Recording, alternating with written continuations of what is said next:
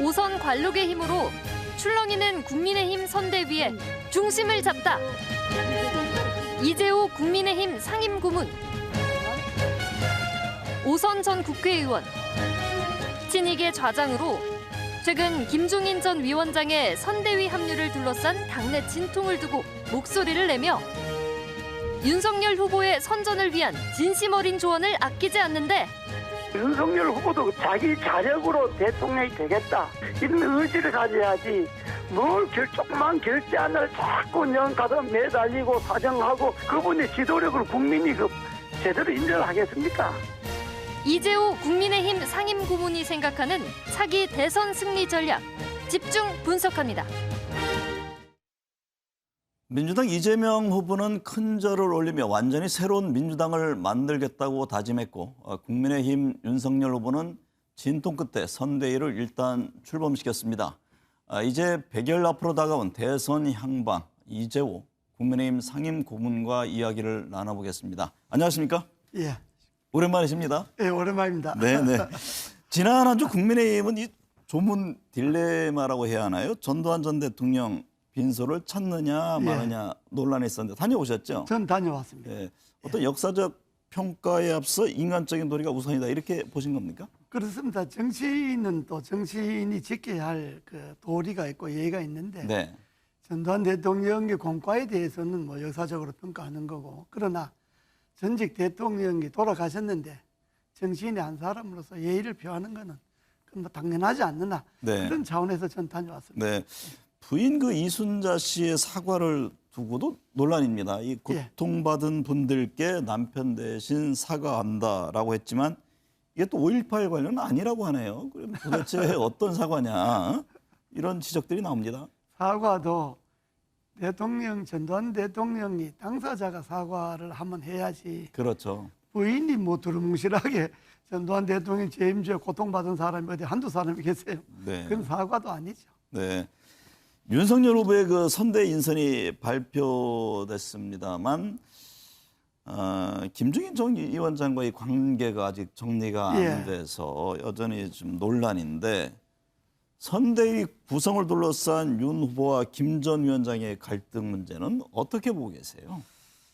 그거는 우선 그 김 전 위원장이 좀 욕심을 내려놔야 됩니다. 네. 그리고 김종인 위원장 정도 되면 그분이 뭐 역대 정권마다 관직이 다 있었잖아요. 네. 뭐 비례대표 5번이나 하셨는데 지금은 그냥 뒤로 물러 앉아서 국민의힘 선거 전반에 대해서 조언이나 해주고 후배들이 찾아오면 덕담이나 하고 그런 자리지 본인이 또 직접 선거 지휘의 지휘봉을 잡고 전면에 선다고 하는 거는 그건 윤석열 후보하고도 맞지 않습니다. 왜냐하면 네. 윤석열 후보는 정치 신인이잖아요. 네. 신인은 신인답게 좀 더 그 정치력을 구사를 해야지 신인이 맨날 그 옛날 사람들 얽매여서 하면 국민들이 그 좋게 보겠습니까? 네.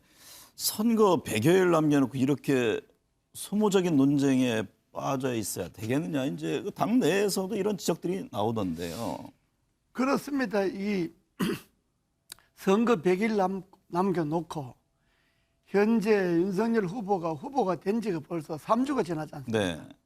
3주가 지난 이 3주라고 하는 것은 후보 되고 3주는 황금 같은 시간인데 아무것도 해놓은 게 없잖아요. 네. 후보 되기 전에는 이재명 후보의 대장동 그 특검 문제 확실히 하고 뭐 연합 전선을 만들어서라도 대장동 특검은 정치하겠다 했는데 그건 뭐 말도 못 꺼내고 있잖아요. 네. 후보가 된 지 3주가 지났는데 국민의힘도 그렇습니다. 네. 후보도 아무것도 해놓은 게 없고 국민의힘도 아무것도 해놓은 것도 없고 네. 김종인 위원장하고 선대위 구성하고 3주를 허비한 것 아닙니까? 네. 그런데 국민들이 점차적으로 기대를 점차적으로 이게 좀 접는 그런 수준까지 간 겁니다. 네. 지금 아주 위험합니다. 김종인 전 위원장이 결국에는 합류할 것으로 보시나요? 뭐 결국은 그 김종인 위원장이 그동안에 해온 그 전력으로 봐서 네. 뭐 밀고 당기고 하다가 결국은 자기의 어떤 그 이해관계가 맞으면 뭐 합류는 할 것 같지만 그러나 이미 국민들 선거는 국민들이 하는 거지 않습니까? 김 전 그렇죠. 위원장이 하는 게 아니고 네네. 투표 주는 거는 국민들이 주는 거지 특정 개인의 뭐 능력 있는 사람이 주는 게 아니지 않습니까? 네. 이미 합류한다 하더라도 이미 국민들은 기대를 접었죠. 네. 김병준 상임선대위원장, 김한길 새시대 준비위원장 이제 본격적인 활동에 들어갔는데요. 예. 한편에서는 이게 선대위를 보면 올드보이의 총체 아니냐 이런 비판이 예. 있던데 이 구분께서 윤석열 후보 선대위를 평가한다면 어떤가요? 뭐 썩 그 100점 만점으로 본다면 뭐 한 40점 정도 줘야죠. 아유 그러면 뭐 과락이네요. 예, 그렇죠. 왜냐 그러면 이제 김종인 위원장도 그러지만은 김한길, 김병준 개인적으로는 우수한 사람들이죠. 네. 정치권에 있을 때 능력을 발휘했던 사람들이고 네. 또 김병준 위원장도 청와대에 있을 때 능력을 발휘했던 사람이고 그러나 국민들이 눈으로 볼 때는 일부에서 지적하는 올드보이란 말도 많고 네. 그게 다 후보와 대비되잖아요. 네. 후보에게 국민들이 후보에게 뭘 기대하느냐. 아, 저 사람은 정치적 신인이니까 기득권 세력이라든지 구 세력과 좀 결별하고 네. 새롭게 뭔가 하겠다. 새로운 힘을 주겠다. 그러니까 나라가 하도 이렇게 어지러우니까 정권 교체에 대한 열망이 높은데 네. 그 정권 교체에 대한 열망은 새로운 것에 대한 기대지 옛날에 능력이 있는 것을 재탕하는 게 아니거든요. 네. 그런 점에서 볼 때 나는 썩 뭐 잘된 선대위라는 보지 않는데 그것도 이 좀 정치권에서요 뭐 좀 된다 싶으면 오만해지는 겁니다. 네. 아주 이번 선대위 오만의 결정판이 김성태 위원장 문제잖아요. 그렇죠. 김성태 위원장 본인은 능력 있고 훌륭하죠. 그러나 국민들의 눈으로 볼 때는 아, 저 사람 자기 딸 그 부정취직 문제로 지금 재판받는 사람 아니냐 네. 이렇게 생각하잖아요. 특히 이제 2030 젊은이들한테는 상당히 그렇습니다. 좀 그리고 그것이 분노하죠. 또 국민의힘이 조국에 대한 비판 중에 하나가 그 딸과 아들에 대한 그 아빠 찬스 아닙니까? 네. 그 이것도 아빠 찬스로 봐야 안 되겠습니까? 근데 그걸 국민들이 기억하고 있단 말이죠. 그런데 직능이라고 하는 그 중대한 것에 선대 본부장을 맡기는 것은 그건 후보 문제가 아니라 캠프의 문제입니다. 네. 캠프가 이미 오만에 빠져 있다는 겁니다. 그러니까 네. 우리가 뭐 잘 나가는데 우리가 당선될 텐데 그냥 뭐 가까운 사람들 누구라도 뭐 자리 나눠먹기 그러니까 형태로. 안치면 되는 거지 이런. 그러니까 지금 윤석열 캠프에 제일 경계해야 될 점이 뭔가 오만입니다. 네. 그 오만이 국민들 눈에 보이거든요. 그 오만은 어떻게 나타나냐? 인사로 나타나거든요. 네. 그냥 자기네들 마음, 자기네 가까운 사람 안 치면 되겠구나.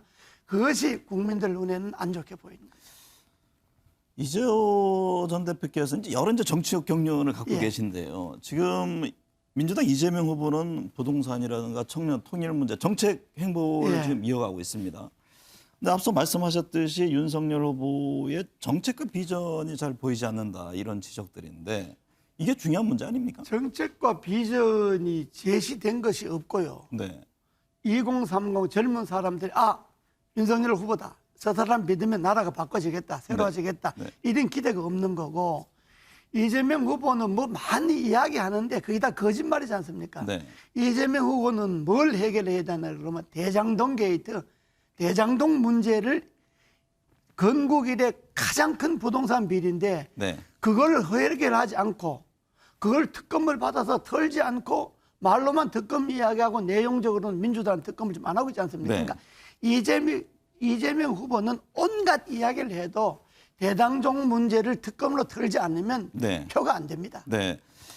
이재명 후보는 말씀하신 대로 대정당 개발 의혹을 둘러싼 문제가 있고요. 예. 윤석열 후보는 검찰 고발 사주 의혹과 부인을 둘러싼 예. 논란이 지금 여러 수사들이 전개되고 있는데 이 같은 사법 리스크가 향후 대선의 중요 쟁점이 될 것으로 보십니까?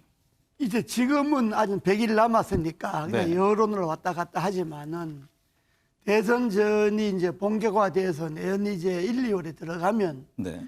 이런 문제가 중요한 문제가 되죠. 우선 제가 뭐 당의 상임 고문으로 자꾸 당의 쓴소리를 해서 네. 이거는 당이 잘 되자고 하는 소리고 후보도 저희들 이야기를 잘 들어야 됩니다. 후보가 듣기 좋은 이야기만 듣고 편한 소리만 듣고 자기 주변에 인이 장막에 둘러싸여서 하면 그건 실패하는 선거죠. 네. 그러니까 부인 문제도 분명하게 털어야죠. 네. 부인이 전면에 못 나오는 것도 지금 사법 리스크로 걸려 있는 게 많으니까 네. 나오면 검찰이 또 한 방 매기고 나오면 또 한 방 매기니까 부인이 지금 나오지를 못하지 않습니까? 네. 이 부인 문제를 해결할 사람은 누굽니까? 후보 아닙니까? 네. 당사자지 남편이 부인을 제일 잘 알지 않습니까? 그럼 그 문제에 대해서도 국민들에게 뭔가 분명하게 정리를 해줘야 되는데 그게 지금 정리를 못하고 있지 않습니까? 그러니까 이런 문제가 이재명 후보에게는 대장동 문제가 당락을 결정하는 거고 네. 윤석열 후보는 부인 문제가 당락을 결정할 겁니다. 네. 아직 윤 후보의 배우자죠 김건희 씨가 공개 활동을 하질 않고 있는데 예. 어떻게 지금이라도 공개 활동을 해야 됩니까? 아니면 공개 언제쯤 활동을 나올 안 것으로 하는 좀. 게 아니라 나는 못 한다고 보죠. 네. 지금 뭐 사법 리스크에 뭐 걸려 있는 게 많지 않습니까? 그러니까 네. 공개 활동 하려 그러면 검찰이 또 교묘하게 또 소환한다, 뭐 한다, 또 터뜨리지 이렇게 하니까 네. 그러한 사법 리스크를 계속 안고 공개 활동을 할 수가 없죠. 또 어떤 실수가 나올지 어떤 실언이 나올지 모르기 때문에 네. 윤석열 후보도 그러지만은 그 부인도 한 번도 정치권에 있어 보질 않았잖아요. 네. 그러니까 정치적으로 완전히 신인이잖아요. 네. 그러니까 검찰의 상명하복으로 되어 있는 검찰의 저 관계하고 정치 관계하고는 완전히 다릅니다. 네. 정치권하고 검찰권하고는 생성 자체가 달라요. 네. 그렇기 때문에 정치권에 좀 더 익숙해지려면 여러 사람의 이야기 듣고 자기인데 쓴소리를 제대로 들어야 됩니다. 네. 저 소리는 지금 내인데 뼈 아프지만은 내가 국민 앞에 다가가려면 저 소리를 들어야 되겠구나. 이 소리를 들어야 되는데 그 소리를 못 듣고 실패한 얘가 이회창 총재 아닙니까? 네. 이회창 총재가 주변 7인바에다 뭐다 둘러싸여 앉아갖고 이회창 총재 귀에 거슬린 이야기는 한 번도 안 들어가고 네. 이회창 총재도 자기 듣고 싶은 소리만 듣고 결국 망했지 않습니까? 네. 윤석열 후보도 그렇게 가면 안 됩니다. 네. 이미 그런 징후가 좀 보인다고 보시는 겁니까? 지금 아주 위험하죠. 저도 뭐 그런 징후가 곳곳에서 나타나고 있는데 네. 우선 그런 징후가 나타나는 것이 후보되고 3주가 지났는데 국민들의 마음에 와닿는 공약 하나 못 냈잖아요. 네. 청년들 마음에 와닿는 비전 하나 못 냈잖아요. 네. 전 국민들이 부동산 때문에 스트레스를 받는데 부동산 문제에 대해서 시원한 해결책 하나 못 내고 있잖아요. 네. 그것이 뭔가 이미 안주하고 있지 않느냐. 네. 이미 여론조사에 취해서 본인이 오만해지지 않았느냐. 네. 이런 비판을 받고 있는 거죠. 내년 3월 대선에 대한 전망을 해보면요. 지금 지난주는 두 후보 간의 지지율 격차가 상당히 줄었거든요. 야권의 유리한 구도가 될 것으로 보십니까? 결국에 가서는 국민들이 네. 뭐 윤석열 후보의 부족한 점도 있고 많이 있지만은 정권 교체에 대한 열망이 원체 높고 네. 그래도 이재명보다는 윤석열이 낫지 않겠냐 네. 이런 열망이 있기 때문에 저는 구도는 야당에게 유리하게 구도가 짜여진다고 보는데 네. 지금 제가 지적이 있듯이 그런 오만함, 무비전, 네. 그냥 그날 시간 때우는 거, 또 참모들의 오만함, 네. 캠프의 무분별한 그런 어떤 행위들 네. 이런 것들을 극복하지 못하면 낭패당하는 거고 그러나 지금이라도 100일 남았으니까 후보 부인 캠프가 우리가 뭐가 잘못됐구나 하는 것을 깨달으면 네. 국면은 야당에게 유리하게 전개되죠. 그러면 남은 대선 기간 중에 최대 쟁점은 어떤 게 있을까요? 역시 이재명 후보에게는 대장동이고요. 네. 부동산 대장동이고요. 윤석열 후보에게는 부인 리스크죠. 네. 결국에는 사법적 진행 중의 리스크 문제가 그렇습니다. 있을 것이다. 올 한 해가 얼마 남지 않았는데요. 이명박 박근혜 전 대통령 사면제에 대한 입장이 궁금합니다. 사면해야죠. 네. 이미 늦었는데 네. 결자 해지란 말이 있지 않습니까? 네. 정치권에서 자기 정권에서 잡아갔으면 자기 정권에서 사면시키는 것이 정치권의 그것도 하나의 관례입니다. 네. 왜냐하면 두 분 다 대통령을 하셨잖아요. 그럼 시기가 지금 얼마 안 남았죠. 얼마 나서 잘못한 점도 있지만 대통령 재임 중에 잘한 점도 있잖아요.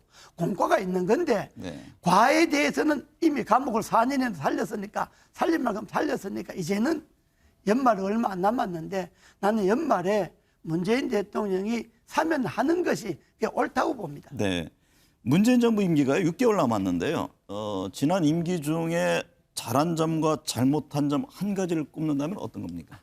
잘한 점은 하나도 없고요. 하나도 없습니다. 예, 한 가지를 한 가지도 없고요. 잘한 점은 잘못한 점은 제일 잘못한 점은 부동산 비리입니다. 부동산 문제. 네. 네. 오늘 이재호 상임 고문님 감사합니다. 네, 감사합니다. 네, 대선이 100일 남았는데 이제부터가 본격적인 경쟁의 시작입니다. 2030 중도층의 표심의 향배는 어떻게 될까요? 다음에 또 한번 자리 모시겠습니다. 네, 감사합니다.